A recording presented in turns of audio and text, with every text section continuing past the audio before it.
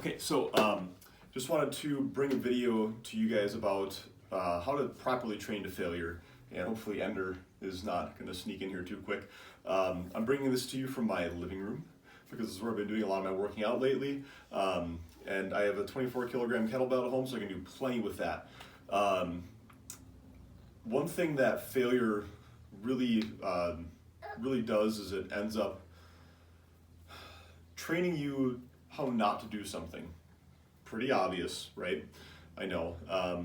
However, there's a good way to train it, and the best way to train failure is by basically training to stop at your sticking points.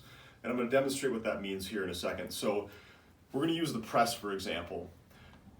On a press or bench press or anything, you're going to typically get to this sticking point about halfway-ish through the movement. What typically happens with that is you have one group of muscles, your shoulder in this case, is starting the movement, and at a certain point it stops doing a majority of the work and it's expecting your triceps to take over. Between that changeover, there's a lot of times where you'll be stuck because one range of motion, or one muscle's range of motion for strength for that kind of pauses and stops before the next one picks up. So the way we're going to do that is with isometrics. Now, I don't recommend doing this as a training program. It's something you can use every once in a while, and it's something that I used for a little bit, for like probably 2-3 weeks, to help me with my pull-ups, where I was getting stuck on my pull-ups. So what we're going to do is, say for example, we're doing our kettlebell military press, right? So I'm going through, I'm doing my presses. And I get to the point where either I get a heavier bell or I get to the point where I'm stuck on my reps. What typically happens is this. People press and they kind of will do stuff like that and they just kind of lock it out.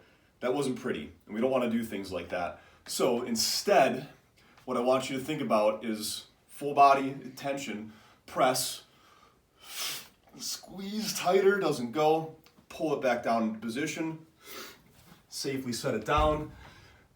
It's your way of basically telling your body, I meant to do that, right? You ever hear a friend say, oh no, I totally meant to do that, and they didn't. Except for in this case, everyone believes them. What we're trying to do is by getting that isometric hold here at your sticking point, we're training our body to be a little stronger. Now, if you guys haven't heard of isometrics before, it's pushing it against an immovable object.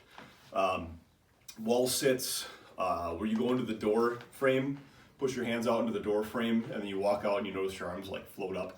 That's also an isometric. So basically what we're trying to do is recruit 100% of the muscles in that muscle group at that point. And that's going to make you stronger at that spot by holding it there for a second. You don't get to that point and then let it drop. Because this is the other thing that we see happen a lot. Like this. For one, having 53 pounds come crashing down on your shoulder doesn't feel very good. And two, you've just trained your body that I can't do it and I failed. We want to avoid that. So pretty much what we're trying to accomplish with this is going, yep, I meant to hold that here, and then pull it back down. So if you're doing it during training, you get to the point where you feel like you just can't quite do it, instead of like compromising your integrity of your form, we basically go to that, nope, it's not moving, pull it back down. If you're really stuck on something, you can use this sparingly in your training program. And here's where Ender's playing with the cat toy on the guitar, sorry about that. You can use it sparingly for things like presses and stuff like that, those isometric holds. You can, however, if you have a lighter weight, you can train before and after. So I could train here. Okay, so I do a set of like 3 to 5 of those maybe, and then I'd rest. And then I do the top with a weight that you know you can do it with. Don't grab a super heavy weight that you can't press.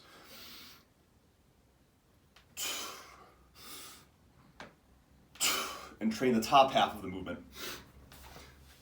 I did this with pull-ups to get my pull-ups. I would get stuck here, so I literally did that bottom half, and then I got all the way up and did the top half with a pause at each one of those. And it's not a huge pause, it's just a small pause you can't lose integrity or tension while you're doing it. You need to hold on to that the whole time.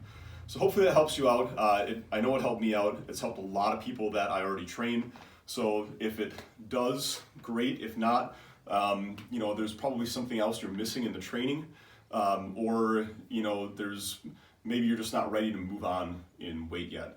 If you guys have any other questions or anything, feel free to email us, info@tntwb.com. We do offer online training. If you're not close to us, we can help you out with that. We're certified Strong First instructors. We also have Don, who's also on our channel. He's a Bachelor of Science degree in kinesiology. So between the two of us, we can definitely help you accomplish your fitness goals. If you are looking to get a little bit of extra training or advice, feel free to hit us up there. Again, info@tntwb, and hopefully, you know, just browse around the channel. We might have something else that'll help you out with your training. And with that, we'll talk to you guys next time.